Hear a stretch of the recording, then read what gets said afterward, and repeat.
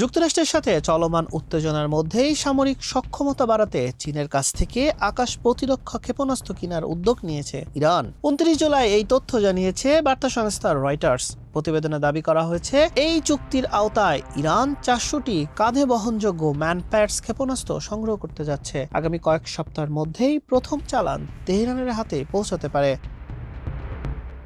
কয়েক মাসের যুদ্ধে যুক্তরাষ্ট্র এবং ইসরায়েল ইরানের মিসাইল, ড্রোন, আকাশ প্রতিরক্ষা কর্মসূচির সাথে যুক্ত একাধিক স্থাপনায় হামলা চালিয়েছে। সাম্প্রতিক হামলায় সামরিক ঘাঁটি এবং গুরুত্বপূর্ণ স্থাপনার নিরাপত্তা জোরদার করতে চীন থেকে কাঁধে বহনযোগ্য QW সিরিজের ইনফ্রারেড ম্যানপ্যাড ক্ষেপণাস্ত্র কিনছে তেহরান। এর আর্থিক মূল্য 60 থেকে 70 মিলিয়ন মার্কিন ডলার।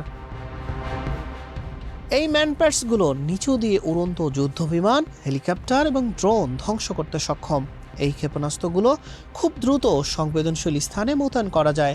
চুক্তি অনুযায়ী পশ্চিম চীনের উরুমকি থেকে পাকিস্তানের পথ ধরে আকাশ বা স্থলপথে এসব অস্ত্র ইরানে পৌঁছানোর পরিকল্পনা রয়েছে।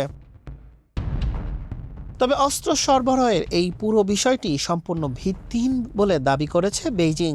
চীনের পররাষ্ট্র মন্ত্রণালয় জানায়, বেইজিং সবসময় শান্তি প্রতিষ্ঠা এবং সংঘাত নিরসনের পক্ষে। অন্যদিকে এই অস্ত্র স্থানান্তরে কোনো ধরনের সম্পৃক্ততার কথা সরাসরি নাকচ করে পাকিস্তানের সামরিক জনসংযোগ বিভাগ ISPRA-কে সম্পূর্ণ মনগড়া এবং মিথ্যা বলে আখ্যা দিয়েছে।